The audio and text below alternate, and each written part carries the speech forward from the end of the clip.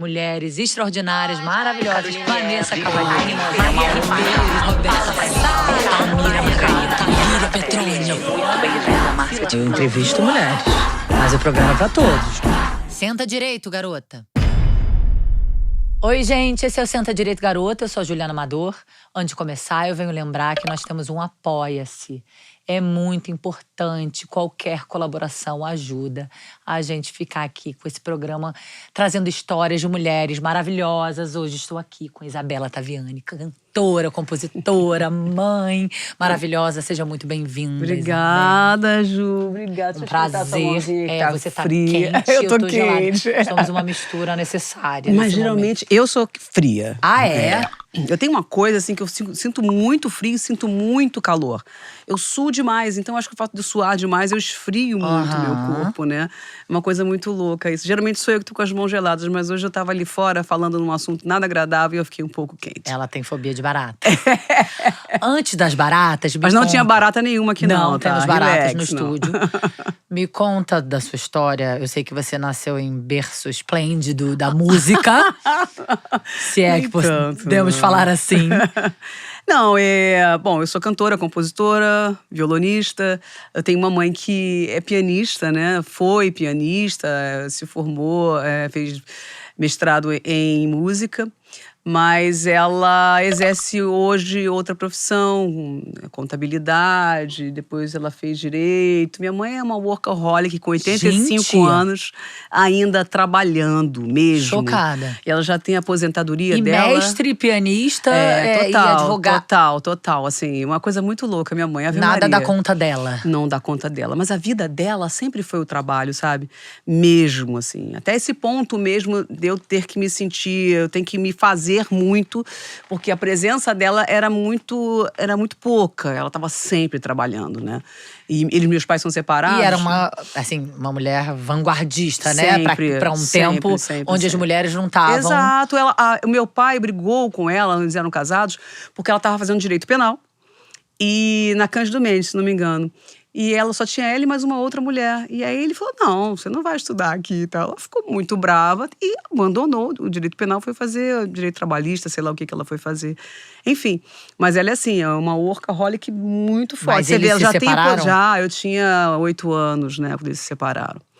E ela, falando em mulheres, nessa força da mulher, que eu sinto muito essa força nela, uma mulher de 85 anos, já aposentada, que agora, ela trabalhava sempre no Estado, né? E agora tá com CLT na mão, cara. Gente. Trabalhando de novo pela CLT. Eu falei, mãe, mas ela era funcionária pública? Sim, funcionária pública, fez o concurso público, passou a trabalhar na parte de orçamento público. Ela tem livro publicado e tudo, né? Maria Tereza Lopes de Azevedo.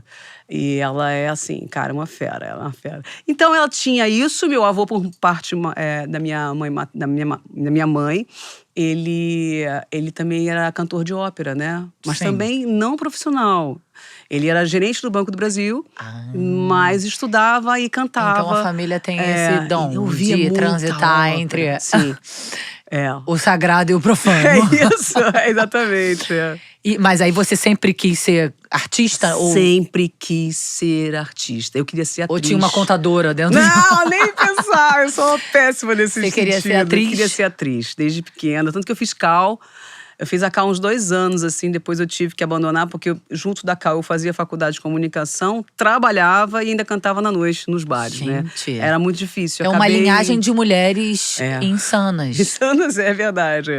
Mas essa coisa burocrática nunca foi a minha praia, assim, sabe? Eu não consigo. E eu me lembro muito que, ao mesmo tempo que eu não consigo, eu me lembro quando eu estava adolescente, pensando no que eu ia fazer na minha vida. Você começou a tocar na noite com quantos anos? Com 18 anos. Certinho 18 anos, né? Cantei num restaurante primeiro, chamava-se Lasanha Verde, ali no Leblon, Dias Ferreira.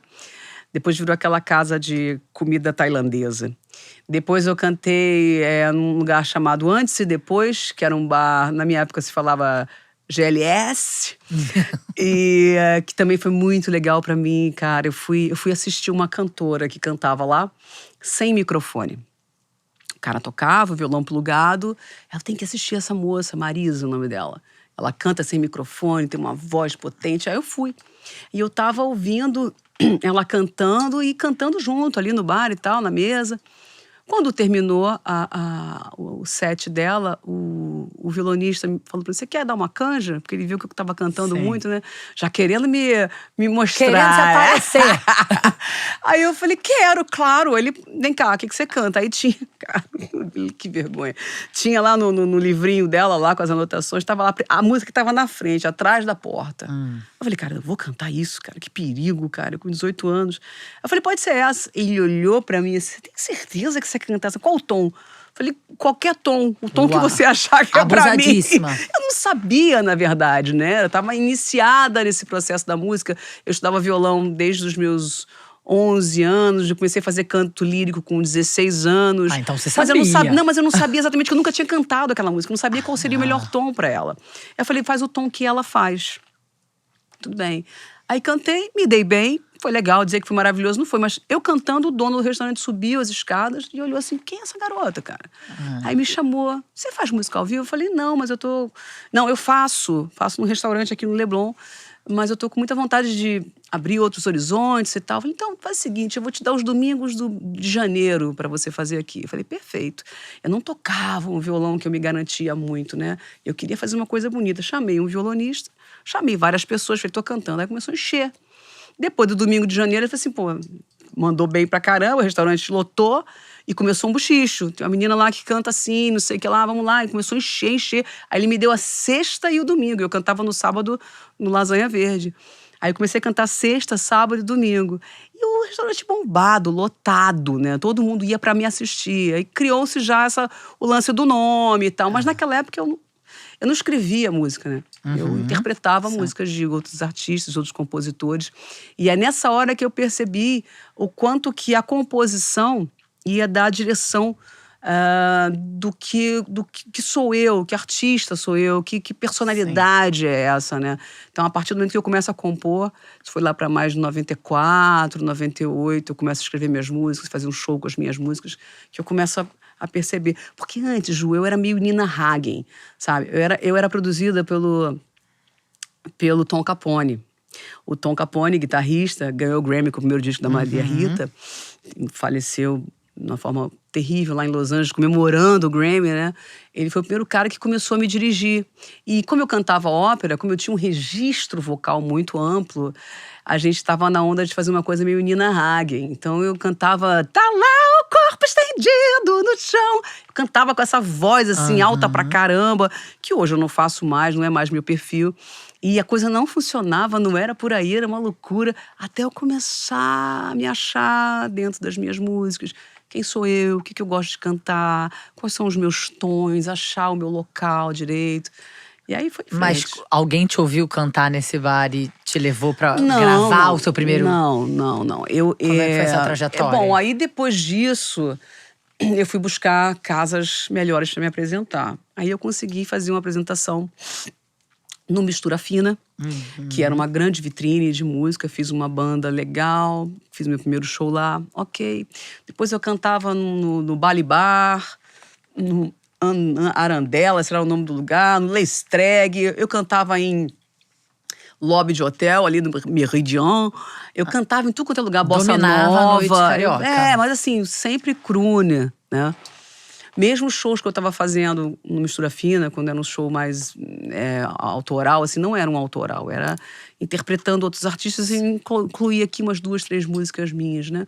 Bem, aí no ano de 98, quando eu começo a compor de verdade, eu começo a gravar vários demos, né? Com esses registros dessas músicas, várias canções que surgiam naquele momento. E aí resolvo fazer um show no Mistura Fina, dessa vez com o meu repertório. E nessa época, eu namorava uma menina que tinha um bar em Santa Teresa. E nesse bar em Santa Teresa, eu comecei a criar um público muito legal, porque ela me convidou para ser a produtora musical do bar. Porém, o dia que a primeira pessoa que eu contratei pra ir, o cara não foi. Aí ele falou assim, a Isa, tem que cantar, vai cantar. E aí a Isa cantou? Eu peguei o violão, cantei. Coisa antiga pra caramba, tava totalmente sem baile. Mas ficou legal, a casa tava bonita, e todo sábado eu tava cantando lá. E aí fiz uma base de público, né, de gente gostava de Seu me ouvir. fanbase. Fanbase, exatamente. Seu E fanbase. o meu CD demo tocava no bar. As pessoas já conheciam minhas músicas. Foto Polaroid, que foi meu primeiro hit em Que já eram rádio. suas composições. Que eu lancei em 2005, 2003. Eu já estava tocando nesse bar em 1998, 99, 2000, por aí. Então, a partir do momento que eu faço isso, aí eu resolvo fazer um EP com essas minhas canções, depois do show do Mistura Fina. E esse EP eu fui atrás de gravadora, muitos não, não dá, bababá, e eu brigando. Um belo dia eu tava cantando num bar, eu trabalhava no Detran, né? Pois é, eu ia te perguntar isso. No meio disso tudo, dessa produção aí… Eu nunca vivi de música. Isso, nunca. dessa efervescção, né, cultural e produção de música. Você fez faculdade de Direito? Não, eu fiz 6 meses, um período só. Depois saí, fazer comunicação na faixa. Aí eu fiz uns 2 anos por aí. Mas eu fazia teatro na Cal também e trabalhava. Mas, no Detran? Não, o Detran eu entrei em 1996. Lembra da mudança de placa? Pra placa cinza de 3 alfas? Então eu trabalhava no grupo especial, que era um grupo de pessoas treinadas para identificar carro dublê, né? Então eu trabalhava dentro do Renavan, da coordenadoria do Renavan, com o Carlinhos Machado. E ali aprendi muita coisa, fiz muitos amigos, trabalhei lá 6 anos. Né? Inclusive, quando eu entrei na minha primeira gravadora, eu estava trabalhando no Detran. Sim.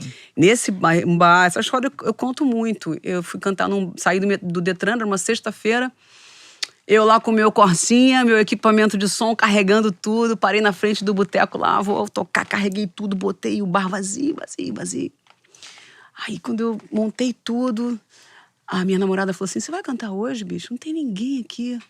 Aí eu olhei assim, sexta-feira, né? Aí eu olhei assim, tinham 2 pessoas ou 4 pessoas. Aí eu falei, 4 pessoas. Falei, vou ganhar R$20. 5 reais que eu era artístico. E já dava pra pagar minha gasolina. Eu vou cantar. Ela, cara, tu é maluca, cara.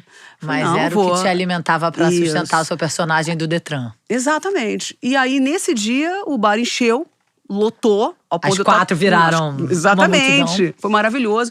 E uma menina lá falou comigo, você tem CD? Cara, eu conheço muita gente de gravadora e tal. Eu falei, pô, legal. Aí eu mandei pra ela os discos e ela entregou na mão de alguns diretores artísticos, de algumas gravadoras. Porém, na mão de um cara que já tinha me dito não quando ele era presidente da EMI, que era o Aloysio Reis. E aí ela me ligou, a Renata Bonora. Inclusive encontrei com ela naquele show, né? Que ela foi me ver lá em São Paulo, não me lembro a cidade. E aí ela falou, ela foi essa pessoa que levou o seu CD? Ela levou para o Luísio, que ela trabalhou com o Luísio. E nesse momento, o Aloysio já tinha me dito não na EMI. Sim. Porque quem primeiro ouviu meu trabalho foi o Torquato Mariano, que amou e levou para Aloysio Reis. A Luísio falou, não quero e tal, deixa quieto. Só que ele saiu da EMI. E quando ele sai da EMI, ele está bastante estressado, ele recebe esse CD demo da Renata. Aí ele fala, cara, cadê essa mulher? Maravilhosa ela. Eu falei assim, esse homem é louco? Louco! Ele é louco, tá pirando a minha cabeça, Mas isso só ele comprova, né? então, que talvez eles não ouçam.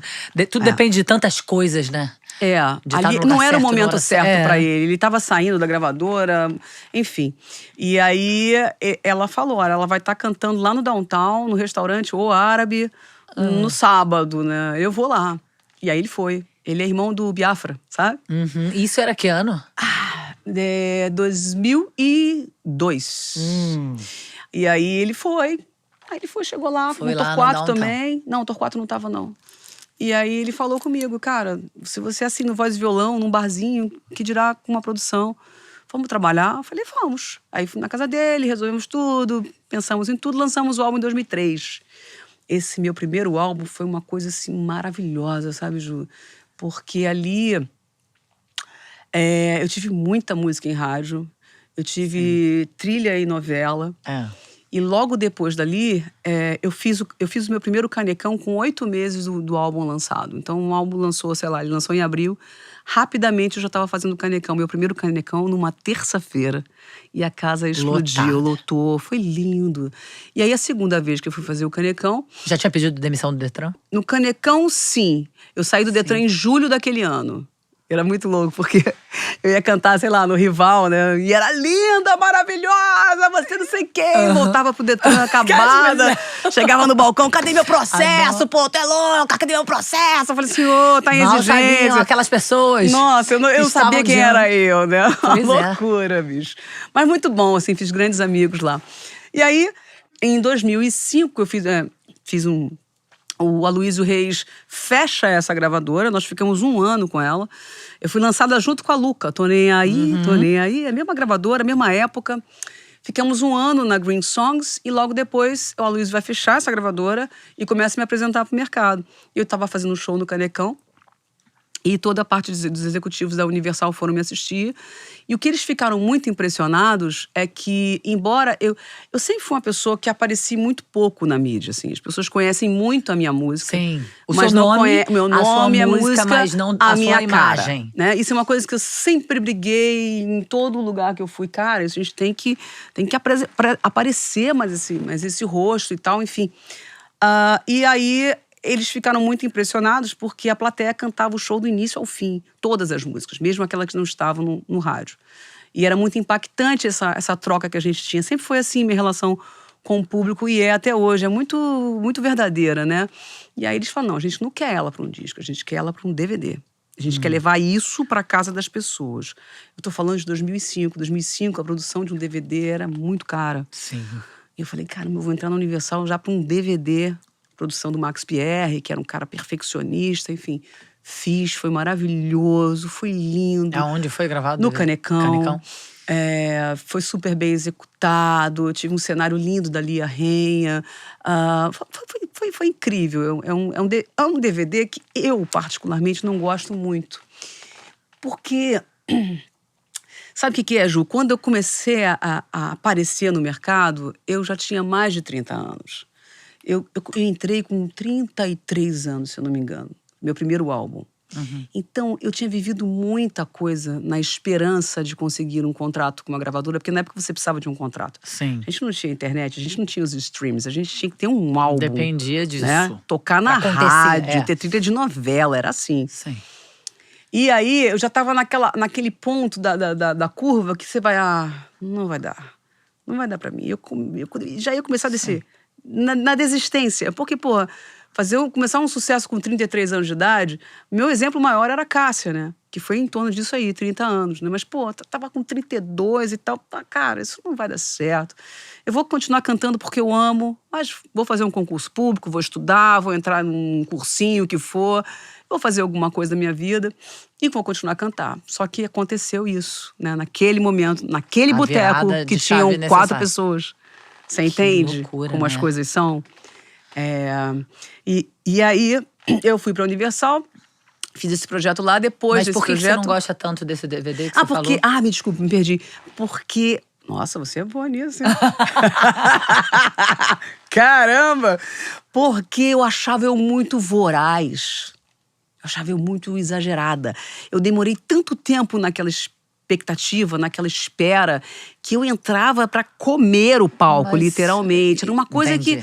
que Você ninguém se me sentia dirigia. se expondo muito, Não, é isso? eu era muito exagerada. Eu era over. Era muita energia segura, concentrada, muita energia pronta pra explodir, sabe? Então, me faltou a mão de alguém pra oi, tira aqui, tira respira, aqui. né? Vamos pensar nisso. E eu era uma mulher com muita voracidade, né? Com muita intensidade. Eu sou uma mulher muito intensa em tudo na minha vida. E aquilo ia pro palco. A única coisa que realmente eu entendo e que eu me aceito é que tudo era verdade.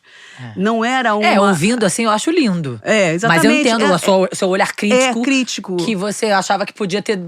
diminuído. Mas pensa bem, início de carreira, você tá entrando numa gravadora, uma multinacional, pra gravar um DVD. Muita essa fome. relação com esses fãs que te deu esse portal. Então ali eu fui pra me largar. E foi um pouco forte demais. Porém, minha amiga, é o disco da minha carreira que os fãs mais gostam. É inacreditável.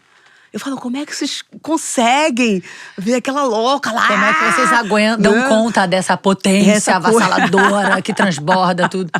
Pois é, aí eu flutuei várias coisas. Aí eu fiz esse álbum, depois eu lancei o Diga Sim, que foi meu álbum de 2007. Eu digo assim, pra mim, minha música mais regravada, mais cantada em casamento. É o maior sucesso? Ah, com certeza, porque essa música foi gravada por bandas de forró, por banda de pagode, por sertanejo, né? Todas as... Nossa, é uma música que realmente virou uma página pra mim em 2007. E neste mesmo álbum eu tive 2 ou 3 trilhas sonoras de novela. 2007 bombou. Então, nessa altura você já estava vivendo muito bem, obrigado, de música. Já estava muito bem, obrigado, não. Nunca se vive muito bem, obrigado, de música. Para! A gente batalha pra conseguir. Ainda mais eu, mãe de gêmeos. Eu não vivo mais bem, Nunca obrigada, mais. nunca mais, amiga.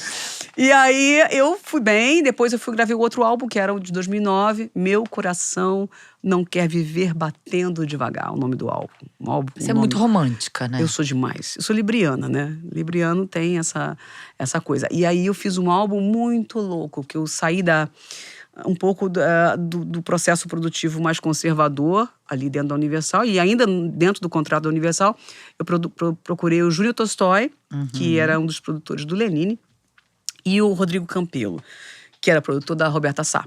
Então nós fizemos eles trabalhavam muito juntos também. A gente conseguiu unir a modernidade, o pensar fora da caixinha do Tolstói com uma brasilidade do Rodrigo Campelo. E saiu esse álbum divino, que eu acho um dos melhores álbuns da minha biografia, né? Discografia. Depois desse álbum eu saio da Universal, que eram três álbuns de contrato, e vou para o mundo independente. E aí eu tive que reaprender, né? Porque dentro de uma multinacional as coisas vão andando por você, eles vão trabalhando por você. Sim. No mundo independente, você tem que trazer tudo para si. E você tem que entender como a máquina funciona. E aí fiz um álbum maravilhoso chamado Eu Raio-X. Muitas músicas em parcerias com a Milena, que hoje é minha atual esposa. Calma aí, então. Já estamos na Milena, gente? É, porque eu conheci Milena em 2010, né? E a partir do momento que a gente se conheceu, eu fui contratada para cantar em Manaus, num show em Manaus, e ela também. Milena é médica Milena é médica e cantora. Milena é médica, cantora... Compositora também, né? Fazemos várias músicas juntas. E aí nos conhecemos em Manaus e a gente começou a se relacionar. Enfim, casamos em 2018 e tivemos nossos babies em 2019, setembro de 2019. E nesse álbum de 2000... Mas a Milena foi cantar? Vocês se conheceram as duas se apresentando? No voo, né? Porque a gente pegou o mesmo voo pra ir pra Manaus.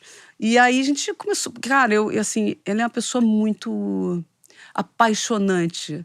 A Milena é uma mulher delicada, uma mulher inteligente, é uma mulher doce. Ela é assim, cara, ela me tirou de um momento da minha vida de uma relação muito, muito difícil, muito tóxica, onde eu doava sempre tudo, né? Eu entregava tudo. E era sempre a acusada dos processos que a outra pessoa vivia, né? Sempre eu era a maldita dentro daquela relação. E eu não me via assim. E eu me via uma pessoa muito legal, muito dedicada, muito amorosa, muito presente. E você começa a acreditar que você é péssima. Essa coisa da pessoa conseguir levar você tão para baixo por amor que você tem por aquela pessoa que você não enxerga. Sim. Mas um belo dia, eu olhei para mim assim e falei, peraí, eu tinha ouvido tantas coisas horríveis. E eu olhei para mim e falei, não, eu não sou isso. Sim. Que bom. Que eu você sei que eu não sair sou desse buraco, né? Sozinha. E por isso eu falo. E essa foi a minha forma de terminar. Se você me enxerga assim, se você me vê assim, e eu me vejo como eu me vejo assim, na pessoa que eu sou, eu não consigo mudar mais. Eu não consigo melhorar. Porque eu acho que eu sou boa. Eu acho que eu estou certa. Eu acho que eu sou uma pessoa bacanérrima. Então, se você me vê nesse grau absurdo de pessoa maléfica como você me vê, não vai nunca dar certo essa conta. Porque eu não me vejo assim. Então, eu não posso melhorar de uma coisa que eu não sei nem mais o que fazer para melhorar.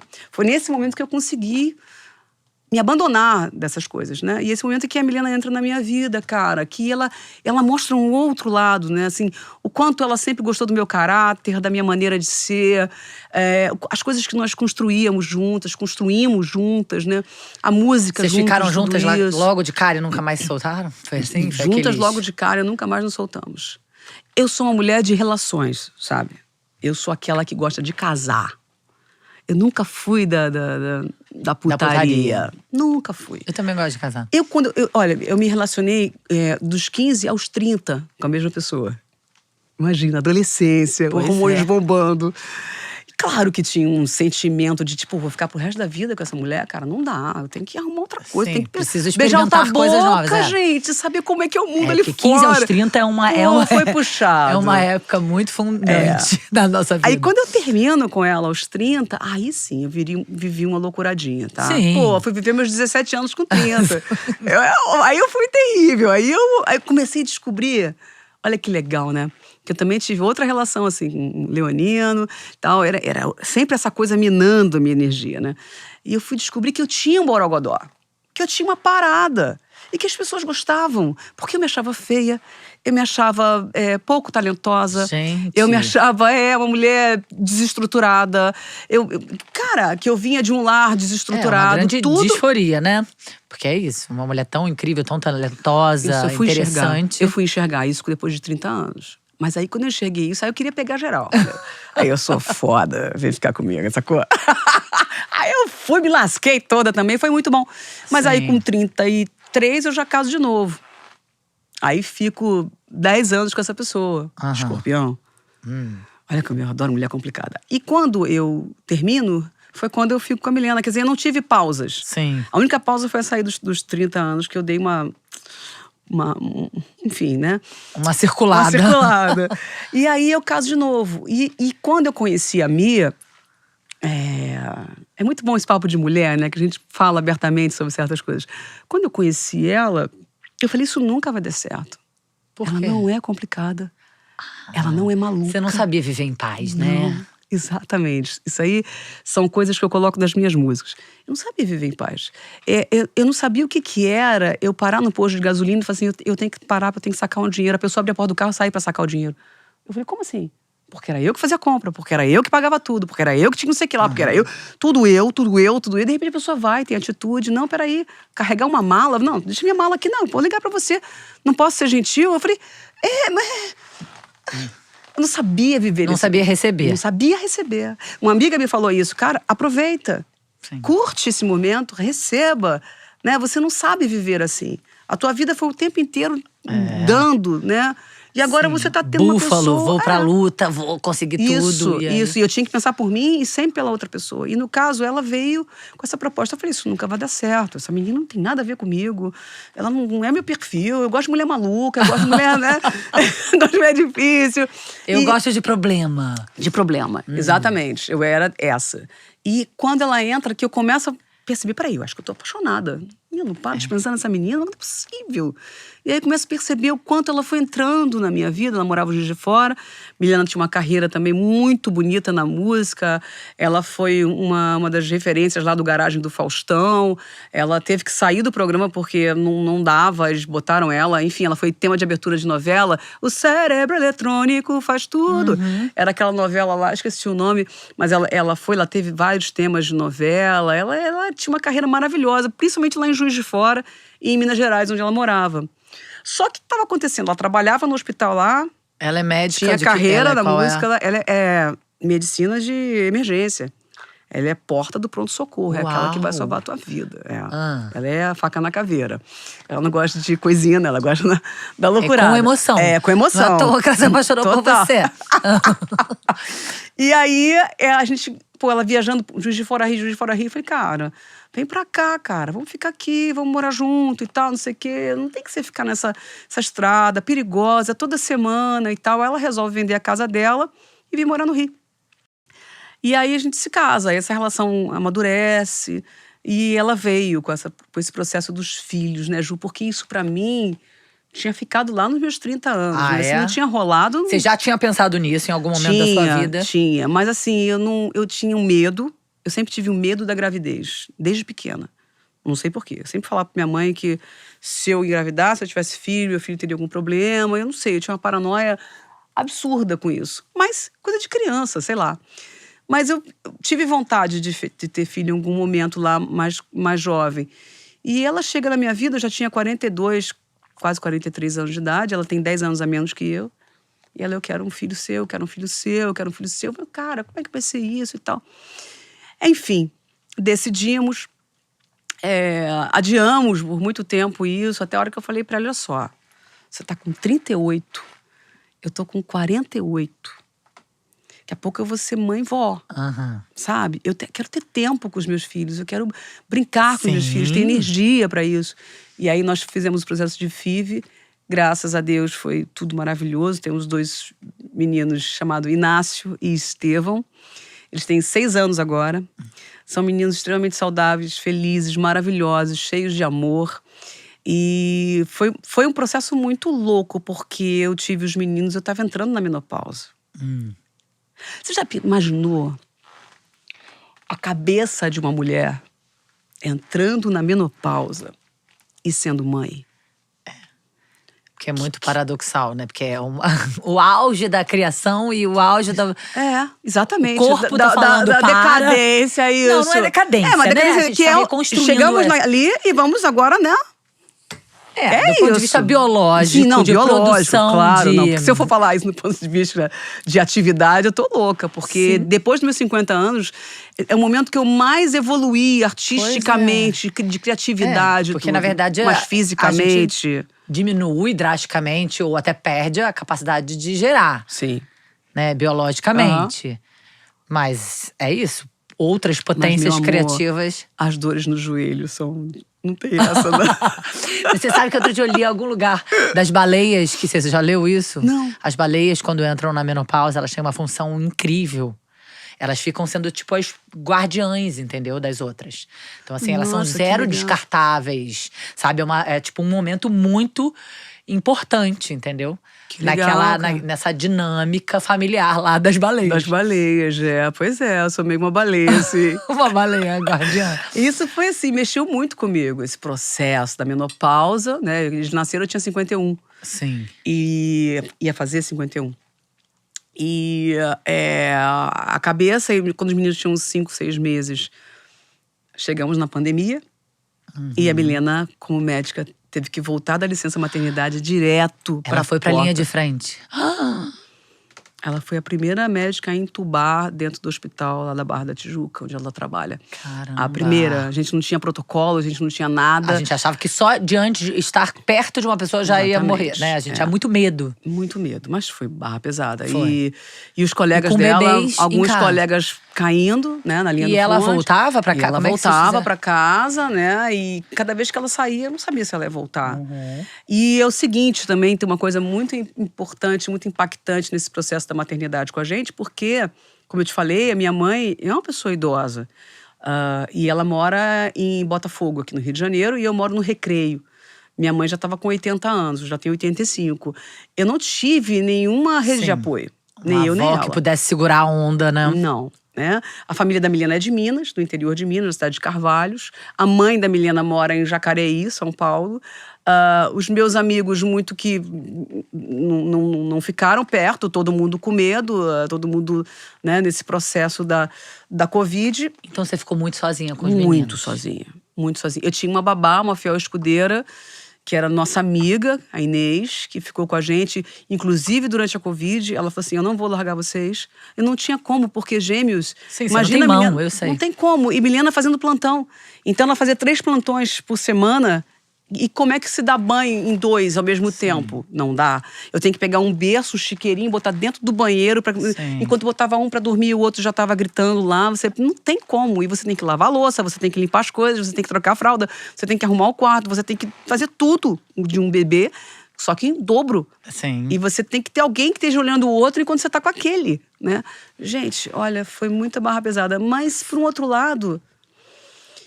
A maternidade nessa fase da maturidade me traz uma confiança muito grande, assim, até por eu ter sido criança numa época muito diferente de agora. Então, entre mim e a Milena, a gente tem uma certa discussão, né, da educação deles, né? Ela gosta muito dessa maternidade positiva. Eu sou mais old school, sabe? Raiz. Mais raiz um pouquinho. Mas eu entendo todos os processos dessa maternidade e aceito e acho que é certo. me adaptei a muita coisa, mas a minha maturidade também fez ela entender que algumas coisas precisam realmente de freio, e a gente precisa colocar esses freios. São 2 meninos, né? Sim. E eu que eu nunca. acho que o limite, né? Sim, Encontrar os limites. O limite. Mas E são 2 mulheres duas impondo mulheres. limites com 2 meninos. Coisa louca, né? Que Deus aprontou Sim. comigo, né? Revirou você Porque assim, bonitinha. o homem nunca foi um problema pra mim como atração física, né? O homem não tem nenhum problema com isso. A questão é que a convivência Você com nunca se homens… interessou pelos homens, nunca me assim? apaixonei por um homem. Eu me apaixono pelas mulheres, pelo encantamento das mulheres, o convívio com as mulheres é muito diferente. É uma coisa muito mais delicada, é algo a ser conquistado. O homem me parece muito prático. Né? Eles reclamam tanto da gente, que a gente é complicada e tal. Eu gosto da complicação. Sim. Essa coisa da praticidade, da relação masculina, não… Eles são mais simples, a gente é Simples. complexa, né? Muito. Isso até o corpo. Sim. E também eu acho que eu não ia aguentar um homem dentro da minha casa, sabe? Não dá. Daí a pegadinha veio porque te mandaram 2. Nunca amei pinto, cara. Pô, 2 pintos maravilhosos na minha frente que eu Você amo teve que lidar com loucamente. 2 Deus é um cara pirões. muito, muito sábio, sabe? E isso é muito legal. Isso é muito legal. Poder ter essa energia yang perto da gente e poder dizer para os meus filhos o respeito que eles precisam ter pelas mulheres. Sim. Porque, afinal de contas, somos 2 mulheres.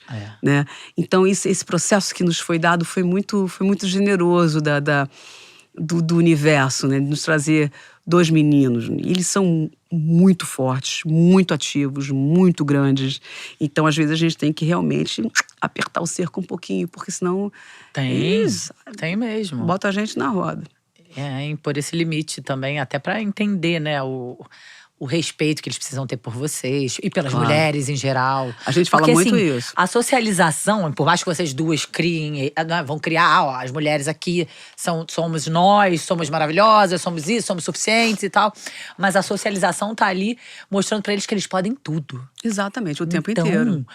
É um remar contra a maré eterno, entendeu? Quando a gente fala de criar homens, que a gente quer que sejam homens melhores. Sim, claro, lógico. Agora, assim, eu tenho uma parada que às vezes até a Mi fala comigo, não, mas não precisa disso. Não, porque assim, eu acho importante… desculpa se pode soar estranho para algumas mulheres da dupla maternidade, mas assim, todos os momentos que meus filhos podem estar ao lado de homens… Sim. Eu quero que eles desfrutem aquela energia. Eu acho ótimo. Eu quero que eles fale brinquem isso, com aqueles homens, aquela brincadeira. É óbvio. Não, eu acho que em algum lugar aquilo ali pode faltar, sabe? Por mais que eu faça todas as brincadeiras, que eu sou a mãe da pancadaria, do judô, da do jiu-jitsu, da lutinha, de andar no skate, de chutar bola, de empreender o menino, dar um chute de trivela. Eu sou essa mãe, entendeu? A Milena, não. Eles gostam de brincar comigo certas coisas, com ela não adianta. Eles falam, Mi, não dá, não dá. Então, eu sou essa. Mas mesmo assim, é necessário essa energia, é necessário esse, sabe? E é tão bonito quando eu vejo um menino, ele tá entrando no elevador, ele fala, não, mamãe, as damas primeiro. Cara, eu acho isso tão bonito, cara. Eu acho um gesto de delicadeza que eles entendem. Uma vez meu filho Inácio, ele tinha 3 anos. Ele tava numa festinha do primo dele, que tava fazendo 5 ou 6. E ele entrou na casinha de boneca, tinha umas meninas lá dentro. E um garoto mais velho, de uns 8 anos, mais ou menos. E esse garoto estava ofendendo as meninas, xingando as meninas e batendo nas meninas, empurrando elas. O meu filho, com 3 anos, entrou nessa casinha, pegou um fogãozinho que tinha lá, começou a empurrar o garoto, imprensou o garoto na parede e falou assim, não bate em mulher, não bate em menina, você tá falando palavrão, não bate, ele empurrando. As meninas saíram da casinha e vieram falar com a gente, olha, o Inácio tá lá defendendo a gente porque o menino tá xingando a gente, tá batendo na gente. Entrei na casinha, meu filho tava lá empurrando o fogãozinho, espremendo o caroto, sabe? Assim, eu acho isso muito bonito. Sim. Eu acho que é isso. Eu falo, filho, não rela a mão na mulher, não, filho. E se coloca na frente, porque em geral, né? Sim, essa sempre. Camaradagem dos homens, que é o Isso grande… aconteceu na escola já, e já aconteceu dele intervir. O Estevão menos. Mas o Estevão não é o garoto da briga. O Estevão é um garoto do Estevão fala, mamãe, quando eu morrer eu serei uma lenda. Eu falei, é mesmo, filho? Por quê? Aí ele falou assim, é porque eu, além de ser astronauta, eu vou descobrir a solução da camada de ozônio. Eu vou criar uma camada de ozônio robótica, que vai proteger a Terra. Nossa. Ele é desse tipo, entendeu? Ele fala coisas que você Não acredita de onde vem, né? Não acredito. Mamãe, isso está me consumindo. Ele, com 2 anos, ele falou pra mim assim, mamisa, vem brincar conosco. Sim. Como a criança de 2 anos vai brincar te entendo, conosco? porque a minha filha de 6 anos é assim, ela Tá conjuga vendo? os verbos. Muito bem, né? Uma loucura Porque, né, isso. Dindo? O Dindo nos contou. Olha, ela, como, sei lá, olha, é maravilhoso. Nem eu falo nos contou, criança estranha. Da onde você veio? Ele falou pra mim outro dia, eu ri muito. Ele falou assim, mamãe, engraçado, ele fala muito sobre coisas espirituais. O Inácio, que era esse mais fortão, mais nervosinho, ele tinha um hiperfoco em santos. Amava santos, amava igreja. Todas as igrejas que a gente passava, que igreja é essa? A gente tinha que dizer o nome da igreja, mesmo que a gente não soubesse, inventasse. Ele pediu uma igreja de Natal. Com 3 anos, ele pediu a igreja de Natal. Eu tenho esse vídeo no meu Instagram. E depois ele pediu os santos da igreja. E eu tenho... Do lado da prateleira, cheio de super-heróis, tem o altar dele, um altar particular. cheio de santo. E ele nunca foi tão ligado na questão espiritual. E o outro, que não é ligado com o santo, é muito ligado na questão espiritual. Ele fala sobre a encarnação. Ele fala sobre a vida anterior dele, né? Ele fala quantos filhos ele teve. Ele fala que ele tem um filho chamado Antônio, que já está muito velhinho, meu filho. Pega a cronologia das coisas, né? Tá muito velhinho. Ele mora numa casa de telhado azul na Europa. Mas não é a casa velha, é a casa nova. Cara, é uma coisa assim, não dá pra entender. E aí ele falou assim, mamãe, eu tenho certeza absoluta que pode não ter sido eu, mas eu tenho certeza que foi a minha família de Homo erectus que inventou o fogo. Autoestima de milhões. E eu já posso ser a encarnação do Yuri Gagarin. Gente, que figura! Ele é uma figura, cara, é um E barato. depois da maternidade, como é que foi compor? É uma nova mulher, completamente. Cara, foi uma nova mulher, mas eu demorei, viu? Eu demorei. Sim, teve a pandemia, você teve que dar conta desse furacão. Desse furacão da menopausa, a pandemia, a minha cabeça ficou... Eu era muito cansada, vivia cansada, né? Ali, claro, eu acordava várias vezes durante a noite. Primeiro era o climatério exatamente. Puerpério com climatério, né? Todos sérios. Tudo é isso aí. E vivendo desse jeito com gêmeos, né? Sim. Então eu vivia muito cansada, eu não tinha vontade de compor, eu não tinha vontade de pegar o violão. Todo o tempo que eu tinha, eu só queria dormir. Se pudesse me dar uma chance, eu encostava e dormia.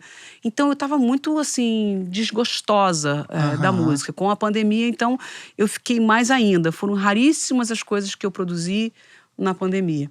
Mas aí, depois disso, quando a pandemia acaba, eu consigo estrear aquele disco que lancei em 2020, chamado Máquina do Tempo. Esse álbum, o lançamento dele foi em janeiro e o show de estreia seria em março de 2020. Que foi quando fechou o mundo. Exato. Na semana, eu ia fazer o Tóquio Marine, que é o Tom Brasil na época, era a minha estreia lá, e foi fechado, lockdown total. E a gente achava que, vamos adiar para daqui a pouquinho e tal.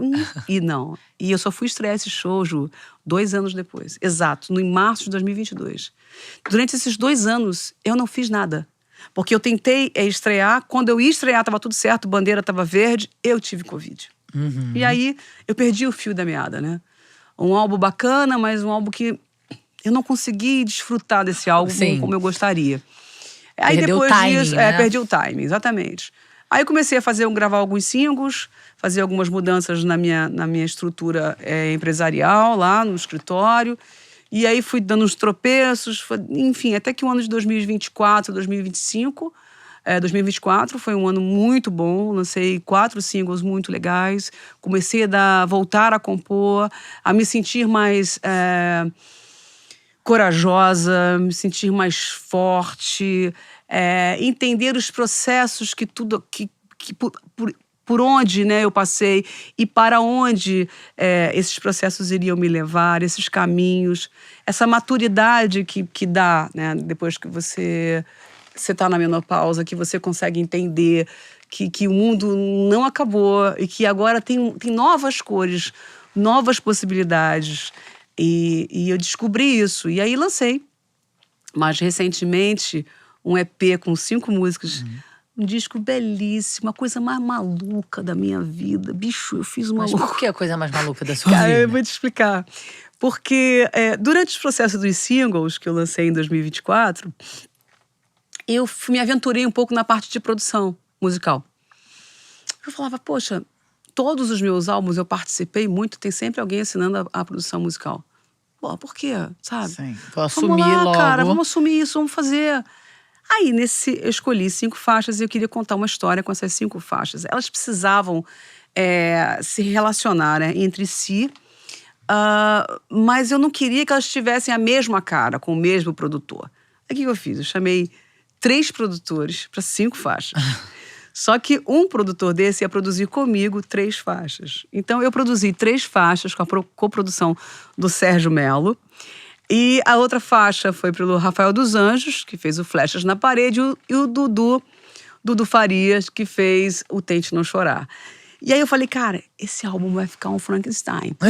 Sim, o caos. Quero o seu caos. Mas seu caos, que, pô, menina, tu tem 5 músicas. Você tem 4 pessoas trabalhando em 5 músicas, você tá maluca. E durante esse processo, muitas vezes eu falei, eu tô louca, isso não vai dar certo. Por exemplo, a música Coisa do Passado, ela foi criada como uma pegada de axé.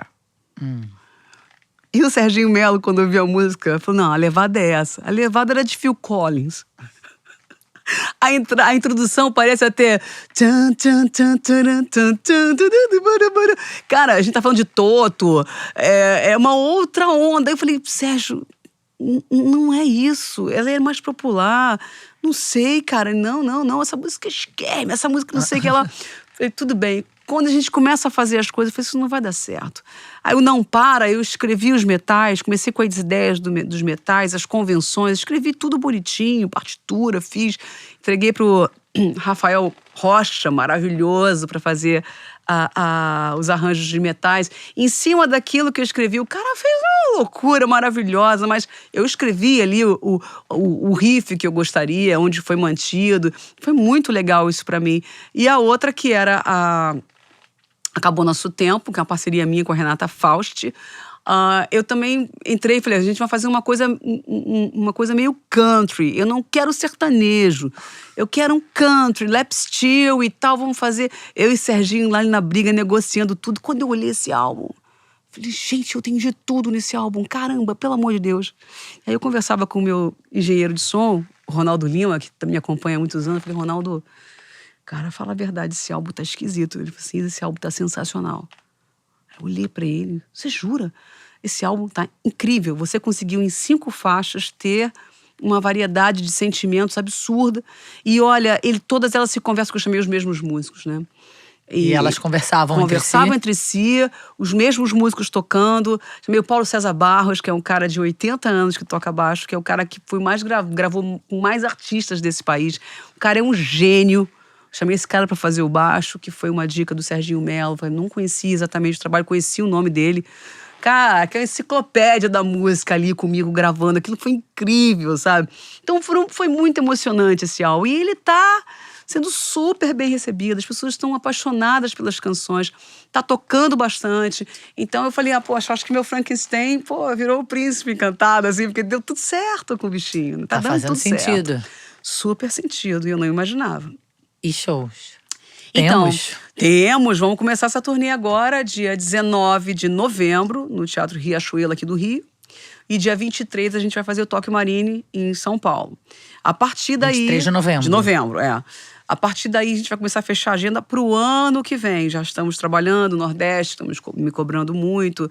Interior de São Paulo e alguns outros projetos. Mas por enquanto a agenda é essa de start, Rio e São Paulo. E esse show tem... E esse show vai começar a ser organizado agora. Não temos ainda o que tem. Não, amanhã eu tenho uma reunião com o diretor musical. Vocês estão nesse processo, nesse momento. Aí pensando em cenário. Além dessas do Frankenstein que tomou forma e que deu certo. Pois sempre dá certo. Eu acho que quando a gente tem a gente fala com verdade, a gente acredita, a gente tem o que dizer. Aquela Sempre mulher funciona, lá que né? transbordava, né? Aquela mulher que Pariu um transbordava. Frankenstein. Pariu um Frankenstein lindo. E o Frankenstein virou príncipe. Tá funcionando. Eu tô com 22, 23 anos de carreira fonográfica. Como eu te falei, eu canto desde os 18, né? Então Sim. não vamos fazer as contas. Mas se você pensar que eu comecei a cantar aí com 32, 33, a gente tá aí com 22, 23 anos de carreira fonográfica, né? Vivendo de música, né? Vivendo de Até que a música. gente- Isso é muito importante. É um privilégio. Sim, porque se essa história que viver... você contou, né? Eu trabalhava no Detran. Toda Isso é a essa realidade questão. de tantos artistas, Tantos né? artistas maravilhosos. Pois é. Maravilhosos. É muito difícil se viver de arte nesse país, muito difícil. A cada vez mais os streamings, eles são arrecadações ínfimas, ridículas. Sim. A gente precisa executar demais para tocar. Então, hoje, 70...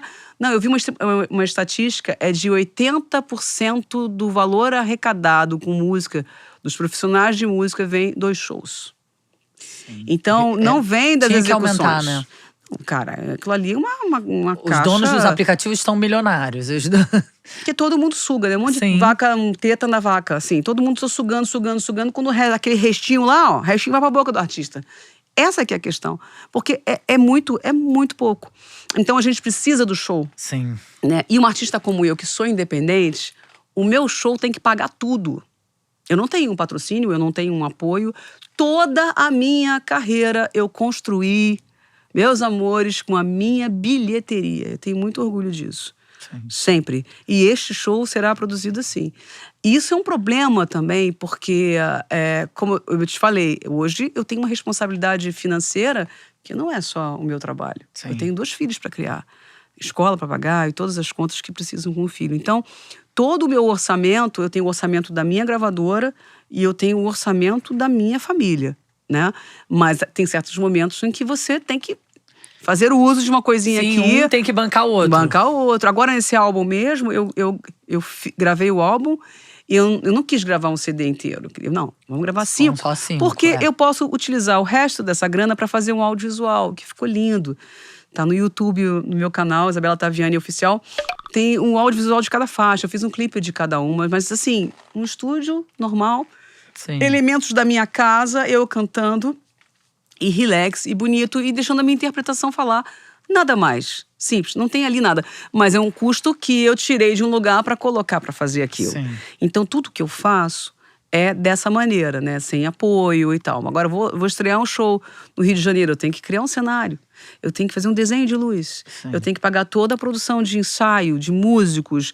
Eu tenho que pagar estúdio. Eu tenho que Você é uma empresária. figurino. Eu sou uma empresária. É tudo eu. Esse é o mundo do independente. Do artista Né? independente. E você tem que ter fontes diferentes de renda para você se apoiar, da empresa e a tua vida particular. Então, isso é o que eu digo. Você precisa do show para você sobreviver. E eu tenho que montar um show com a bilheteria que ainda não recebi. Entende? Eu vou estrear, eu vou botar o dinheiro para tentar ver se essa bilheteria compõe esse custo. Por isso é tão importante, quando você gosta de um artista, você ir ao show dele, sabe? Você precisa ir, você precisa... 80% então vem do show. 80% do rendimento Mesmo para uma artista autoral como você, que é dona das suas próprias canções. Exatamente. É ridículo. Porque a gente tem essa impressão, né? Não, de que aquela que não. compõe ganha mais, porque... Não, a gente, claro, olha, que eu ganho pela questão da produtora fonográfica, porque eu sou a minha gravadora.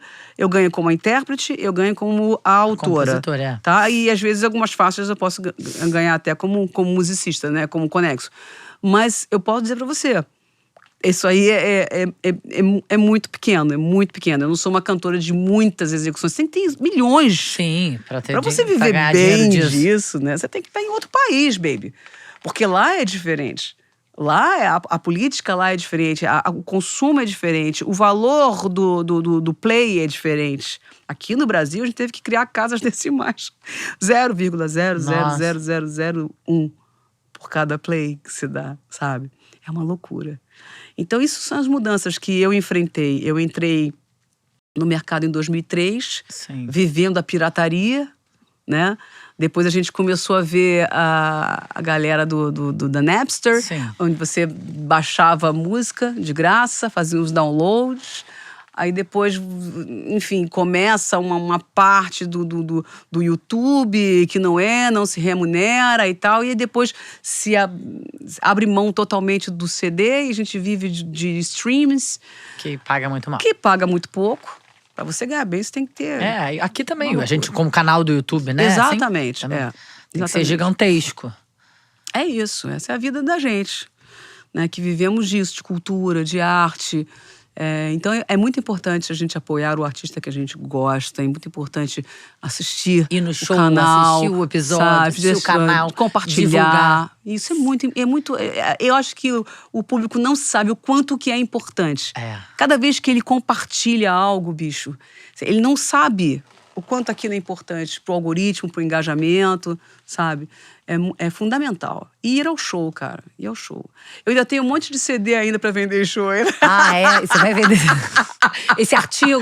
Esse artigo, você… Não, sério, eu vou na fila. O que é CD, gente? Isso aqui é peça de colecionador. Claro. E as pessoas compram. Sim. E compram mesmo. Eu autografo, sempre levo na bolsa aí uns 10 CDzinhos. Leva aí, pronto. Que aí eu vou desafogando as coisas lá, né? Sim. E esse show você tá ensaiando agora, tá? Vou começar. Amanhã eu tenho a primeira reunião com o diretor musical pra gente conversar sobre essa cara, sobre esse conceito, que já tá tudo aqui. Que bom. Maravilhosa. É isso, tem mais coisa que você queira falar? Adorei, tô aqui encantada com essa trajetória meteórica. Não, meteórica não. Foi devagar. Porque a gente contando assim, né? Parece rápido, né, bicho? Mas não. Não, me parece… É porque a gente acaba contando, aí fica aparecendo só as coisas que deram certo, né? É verdade, muita coisa deu errado. Na vida, a gente acaba mostrando o que aconteceu. É verdade. Nossa Senhora, foram muitos tropeços. Mas teve uma coisa muito interessante que aconteceu nesse meio do caminho, que foi até um divisor de águas pra mim. Como eu te falei, eu cantava com uma voz muito no lirismo, usava muito voz de cabeça e tal. Eu tinha uma amplitude vocal muito grande. Mas aí eu fui fazer um teste, minha mãe falou pra mim: minha filha, tá tendo um teste musical ali na Lagoa, ali do lado do Mistura Fina, tinha Babilônia, não me lembro qual era o nome daquele bar ali, do lado do Mistura Fina. Gente, tava tendo um teste de um musical chamado Ridículo Amor, 1994. Você não quer fazer? Falei, mãe, eu como atriz, cara, eu não cheguei a me formar e tal, mas, cara, eles precisam de cantores também, vai lá. Aí, bicho, era uma fila ali na Lagoa. Eu falei, eu vou. Aí eu tô vendo a galera e tal. Eu falei, nunca tinha feito nenhum tipo de teste, né? Aí o cara sentava a gente numa cadeira, uma câmera e falava pra gente assim, fala o seu nome. Aí eu falava, meu nome é Isabela Taviani. Aí já me olhou assim. Aí, assim, você faz mais o quê? Você canta, dança ou interpreta? Eu falei, não, o que eu faço melhor é cantar. Mas eu também interpreto. Dançar é mais complicado, mas eu pego. Aí ele, quantos anos você tem? Eu não me lembro, 94, quanto que eu tinha? Enfim, pá. Ok, a gente te liga. Eu falei, só isso? Ele, só isso.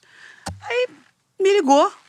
Falei, olha, eu preciso que você substitua uma cantora chamada Beth Lamas, que tem a voz muito grave. E quando você falou na câmera, você e mais uma outra foram as únicas cantoras de voz grave que eu vi. E eu gostei da sua cara, eu gostei da maneira como você falou. Vou fazer um outro teste com você ali em Botafogo, no Catsapá. Esteja lá presente tal hora. Eu falei, fui. Aí o diretor artístico era o Pedro Luiz, da Parede, né? E o Pedro Luiz, era uma sala assim grande, e eu tinha que cantar uma música a capela. Aí eu entrei e cantei Corsário, né? Meu coração tropical tá coberto de neve, mas…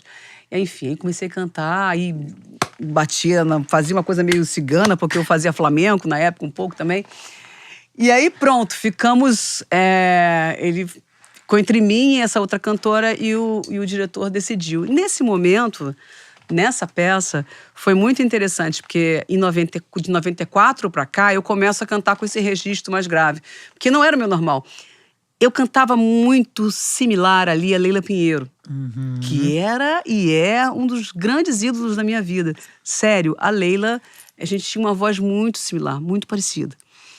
Era a região médio aguda, né? Eu entrava muito naquela onda aqui, sabe? Cantava mais assim. E aí, Eu, em 94, começo a fazer. Era o Rodrigo Santoro nessa peça. Era a Camila Pitanga. Era aquele outro, o Rodrigo, esqueci o outro, um branquinho, que fazia muito sucesso em novela. Enfim, foi um sucesso. E eu entrava, era uma noiva abandonada no altar. Eu entrava com o véu todo torto. Entrava no meio do teatro lá da casa e cantando. Quando você me ouvir cantar, Aí, cara, me ouvi chorar, nem lembro mais, né, do Robertão. E aí, cara, foi um sucesso, assim, absurdo. Era a galera, todo mundo falando, pô, que voz é essa? Que voz é essa? Eu falei, caramba, acho que eu tenho que entrar nesse registro vocal acho que eu faço sucesso mais grave. nesse lugar aí. E a partir daí eu comecei a compor mais pra essa região e fui recolocando a minha voz nesse lugar. E aí funcionou. Essa experiência foi fundante dessa foi nova... Foi bom. E você nunca mais foi atriz?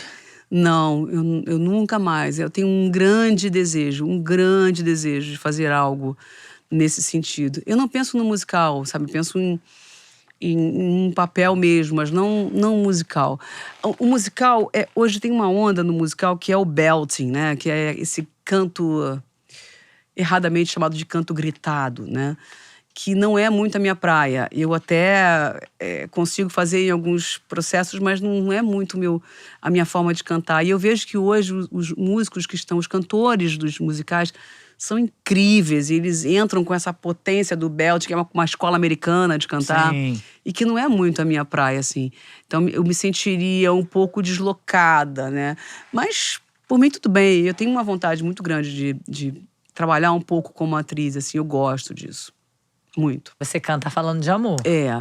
A minha música fala muito sobre essa minha personalidade, sobre essa parte romântica, né? Esse envolvimento. As minhas canções falam... Eu fui cantar num casamento agora. A menina me convidou para cantar no casamento dela, era surpresa para outra noiva. Você era atração surpresa? Era atração surpresa para uma das noivas. Porque a minha música, Diga Sim pra mim, é a minha música mais cantada em todos os casamentos. Então, muita gente quer, em vez de ter alguém fazendo o cover, chamar... A verdadeira Diga Sim pra mim. A autêntica lá. E eu nunca fiz isso. Eu fiz isso 2 vezes só, assim. Não é muito meu padrão, mas eu fui. E aí, comecei a cantar a primeira música, Diga Sim. A menina chegou, chorou, não sei o quê. Aí eu fui tocar a segunda.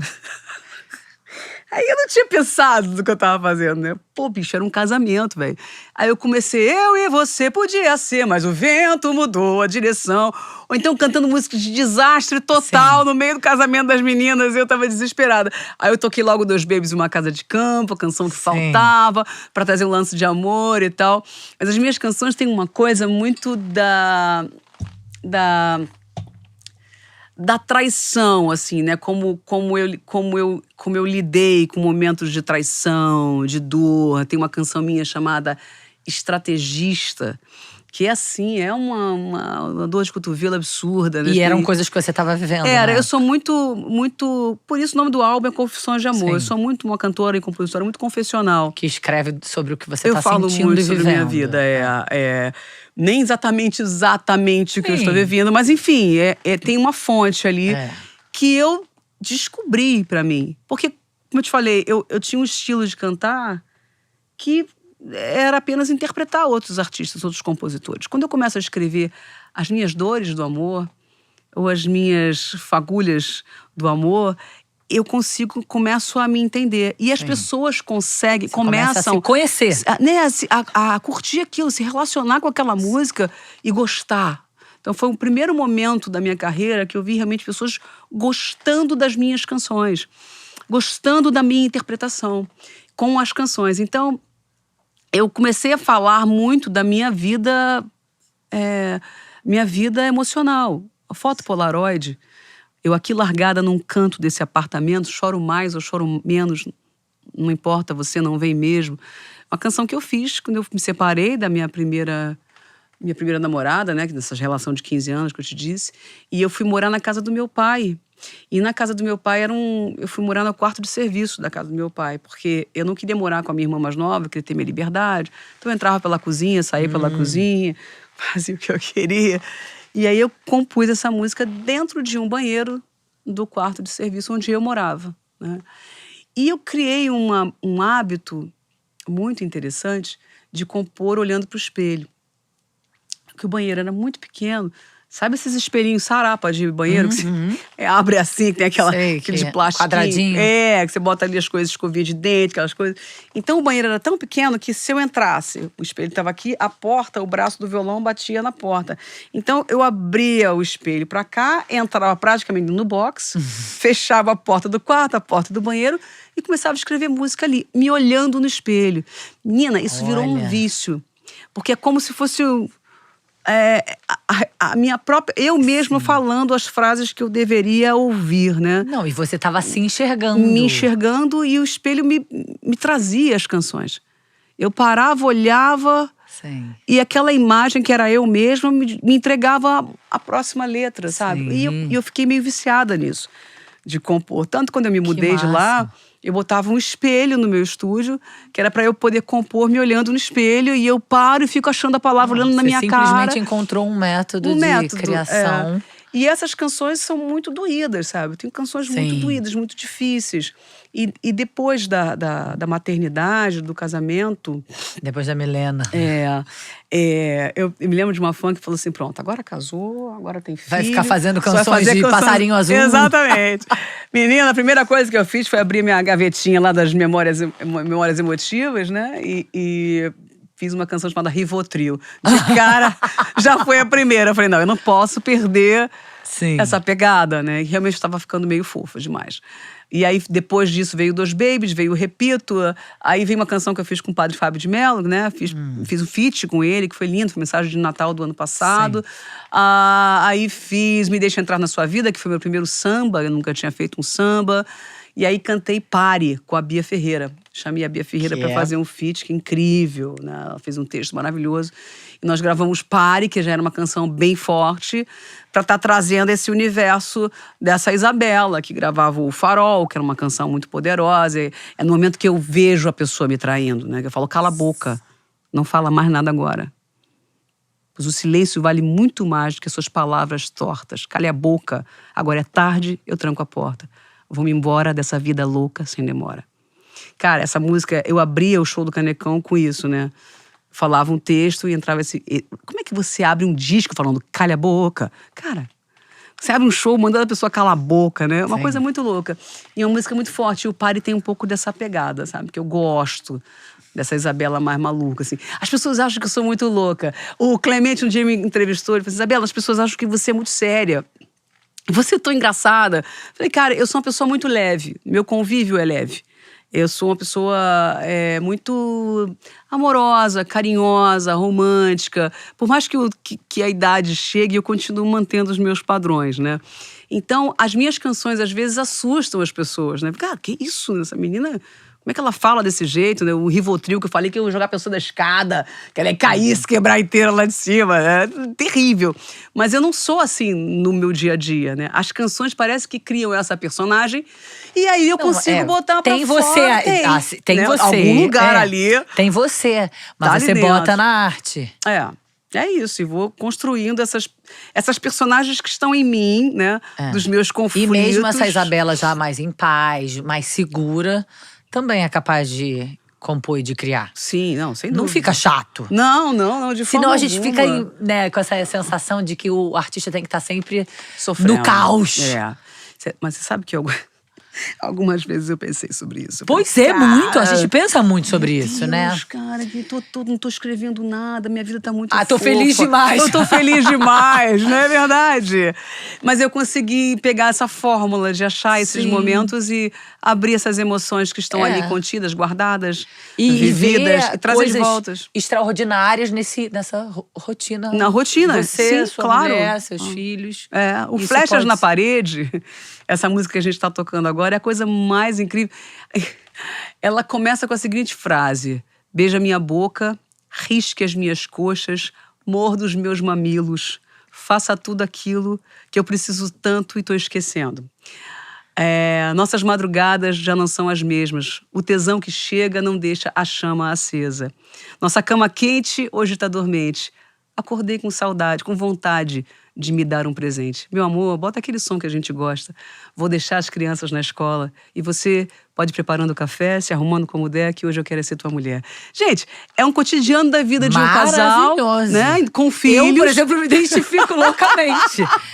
Cara, e assim, e as pessoas estão curtindo, porque é um tema que não se fala muito, não deixa de ser um tema da minha vida. E a arte é ordinário também. Sim, a arte é claro, isso. é lógico. É o dia que a gente acorda e faz.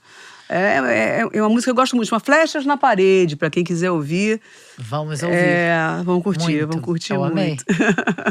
Você vai gostar desse álbum. Amei. Ouça. Quero. Vou ouvir mais. Confissão. Hoje eu acordei ouvindo. É? E você sabe que eu era uma cantora, eles falavam assim, os críticos, ela é muito confessional. Aí eu ficava ouvindo aquilo, mas qual é o problema, cara? Não entendi. Isso é uma crítica. Eu não sei, porque, assim, a habilidade de compor, você ser um Paulinho Mosca e compor de universos, de complexos, de tantas coisas, não é a minha praia, sabe? Não é o meu perfil. Pra que eu vou me arriscar a fazer coisas que ele e milhões de outros vão fazer muito melhor do que eu? Então eu comecei a entender que eu não preciso ficar me punindo por isso. Que eu não preciso ficar pensando que eu sou menos compositora por isso. Isso é bem interessante. Porque às vezes você entra numa piração que você acha, não, eu sou, como se chama aquilo? A síndrome do impostor. Não, nada disso. Essa é a sua maneira de compor. Essa é você. Foi dessa maneira que você criou a tua escada há 22 anos, com um público sólido, que permanece enchendo as casas por onde você passa, que está perto de você, que ama você, escrevendo essas canções. Então, às vezes, é óbvio que eu faço outras coisas, eu falo sobre outras coisas, eu não fico só nesse universo.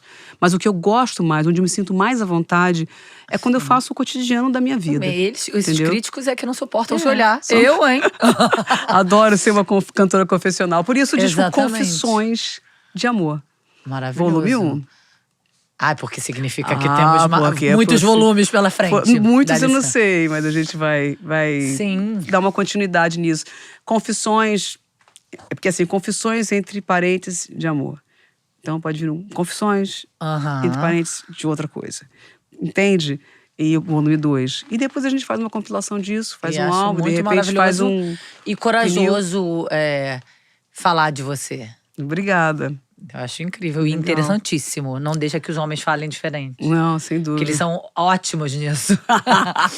Em criticar. Eu não sei. Teve um cara agora que falou no meu Instagram, né? Ele chegou e falou assim, por que você canta com essa voz de macho? Porra, cara, eu não canto com voz de macho. Pior que eu não canto com voz de macho. Ainda mais a música era O Tente Não Chorar. Uma belíssima canção. Aí eu olhei assim... Não vou bloquear, não. Aí eu falei pra ele assim, você acha, cara? Poxa, mas tem tantos machos que têm vozes bonitas. Obrigado, beijo. Botei o coração. Aí entrou um monte de gente falando um monte de coisa. Aí ele entrou embaixo e falou assim, você é um dos melhores cantores da MPB. Aí eu falei assim, tá vendo? Você conseguiu fazer um elogio. Pois é. Obrigado. Entende? Entrar nesse conflito também... Às vezes não vai dar em nada, vai criar um ranço, uma coisa... Porque tem gente que adora um conflito, né, bicho? Sim, vive só para isso. Cara, eles ficam ali salivando naquele negócio, porque escrevendo aquelas meio coisas. viciante, eu acho, nessa coisa da briga, da polêmica. E também a questão da internet, né? Criando, na vida real... acabou sendo muito amplificada pela rede social, né? Então, assim, se alimentar da raiva, da briga. Parece, né, que ficam procurando. Eu tenho os meus filhos veem um programa de televisão, agora não vou lembrar o nome, é Origem do Mundo, Explicações, sei lá o quê, que tem uma menina, e é muito legal. Eles fizeram um experimento, um dos episódios era um experimento sobre a rede social. E o menino tem 5 anos, agora tem 6, né? Olhando aquilo ali. Aí aparece uma menina tocando o ukulele, mal, cantando muito mal, desafinando, horrível. E um grupo com o celular na mão e o outro grupo só olhando. Era uma experiência. O grupo que estava só olhando, é ruim, né? É ruim, cara. Então tá. Então se você tinha que escrever alguma coisa pra ela ou falar pra ela, tá. Aí a menina entra pra falar, o cara, poxa, eu acho que você tem uma voz bonita, mas podia melhorar nisso. Cada um fez um comentário. Desculpa, obrigada e tal, passou. A galera do celular, puta, você é um lixo, você não sei o que lá. Só que eles escreveram tudo no celular e o cara falou assim, desculpa, eu vou chamar ela aqui. Sim. Eles ficaram desesperados porque iam ter que falar. Maravilhoso o Cara. experimento, Aí os caras... Agora você pode ler o que você escreveu. Aí o cara... Eu acho que o seu trabalho é um lixo, você devia ter vergonha. Cara, eu não sabia que eu ia falar isso pra você. Ela, nossa, mas por que você acha isso de mim? O que foi que eu fiz? Cara, ficou uma sensação horrorosa. E aí eu conversei com os meninos. Mamãe, mas o que é isso? Eu falei, o que é isso? Chama internet, filho. Essa questão das redes sociais. No celular, no computador, as pessoas se escondem atrás disso. Diante de uma tela, você mostra o que tem de pior. De pior em você. Você seria capaz de falar isso olhando no olho daquela pessoa? Não. Isso é um bom teste, né? É isso. Na hora que alguém for escrever pra gente, pensa nisso. É isso mesmo. Pensa nisso. Escrever se você falaria isso trabalho. de frente pra ela, né, cara? Até numa crítica, você mede suas palavras. Agora essa liberdade que você tem de falar tudo isso, né? Enfim, é muito legal a experiência da maternidade, quando você pode... você tem a chance de fazer o melhor por um ser humano. Ou, no caso, por dois. Você tem a chance de tentar colocar essas duas pessoinhas num caminho certo. Porque a vida deles é deles. Sim, o caminho mas que eles essa vão sensação, escolher. né, de um livro em branco e que a gente vai abastecendo do que tem de melhor e a gente também acaba ficando melhor. Sim. Porque a gente Você é mãe, quer né? ser. Sou. O lance do livro em branco, na mesma hora, eu pensei nisso também. E todo mundo pensa na coisa da prova, do livro. E é isso, cara. A gente tem essa chance, a gente se sente melhor, a gente se supera. 500 coisas que a gente tem que modificar dentro da gente pela maternidade. Esse amor incondicional, né? Quando um filho vem e te beija e fala... Hoje eu estava me arrumando, né? E o Estevão olhou para ele, muito romantiquinho. Eu falo, meu filho, você é um mileninho, né? Mileninho total. O outro não tá nem aí pra nada.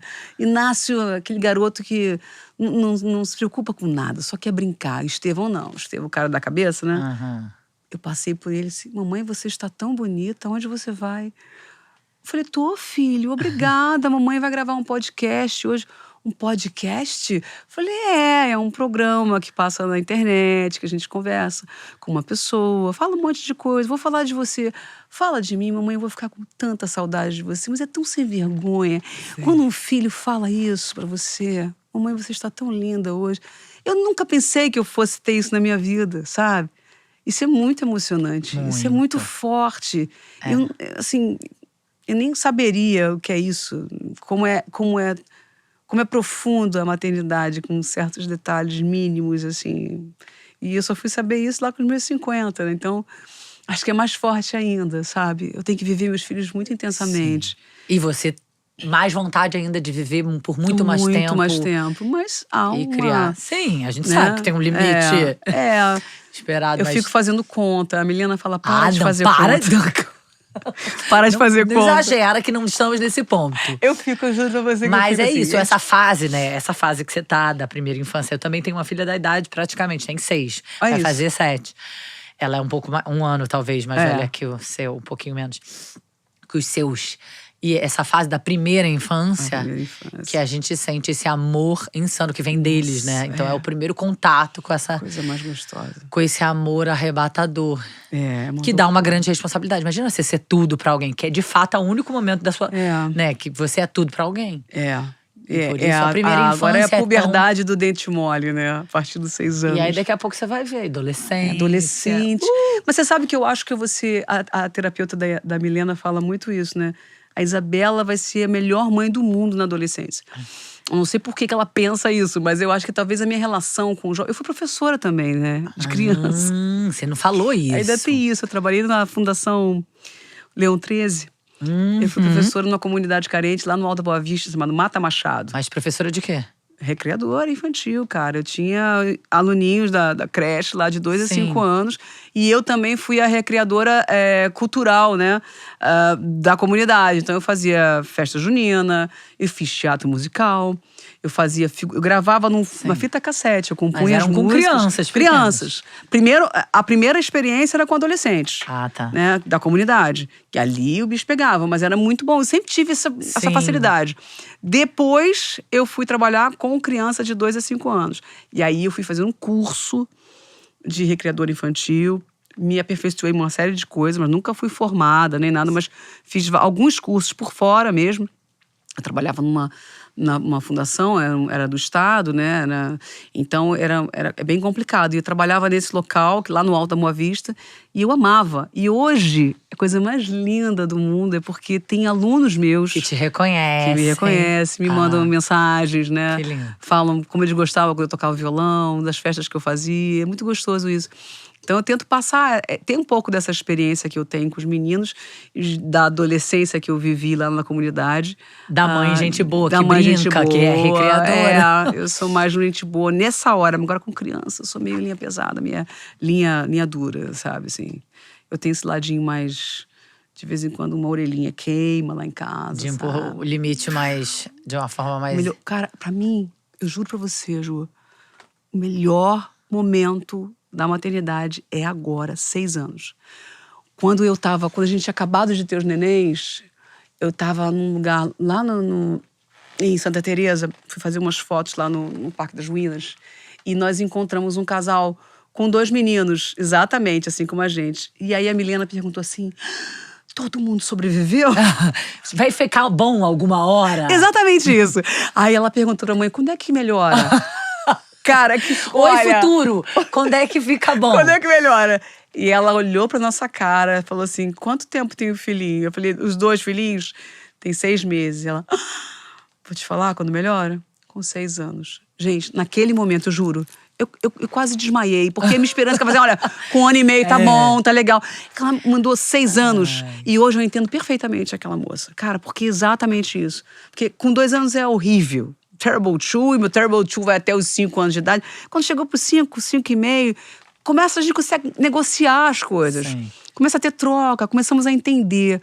Mas com 6 anos parece que vira chave, cara. 6 anos eles mudam, os 2 mudaram, plaque. Impressionante, é outra coisa. Minha casa é outra coisa.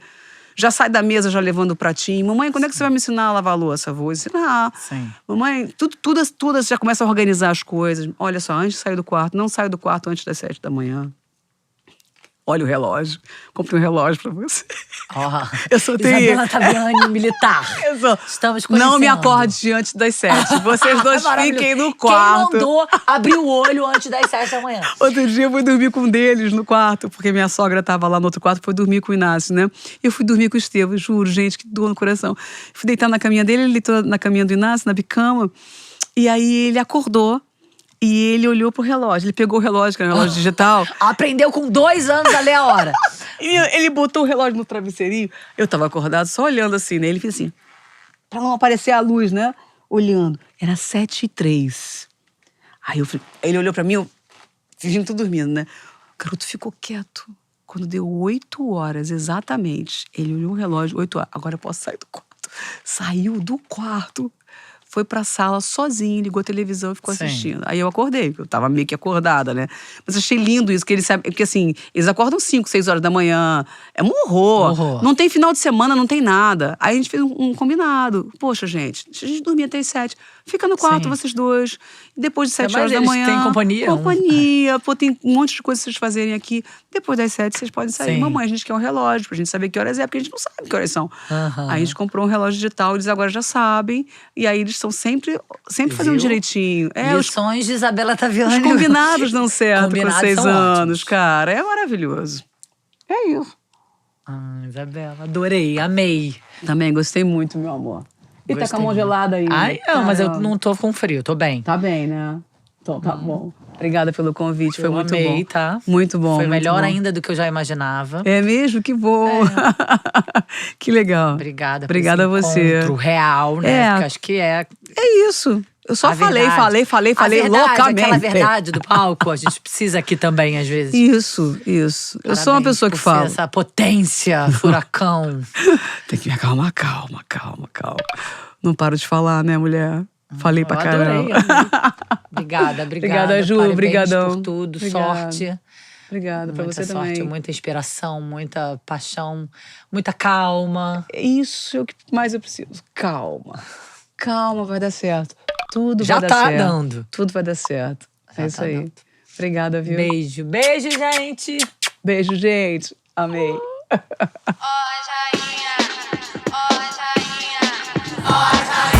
pecado tá chegando.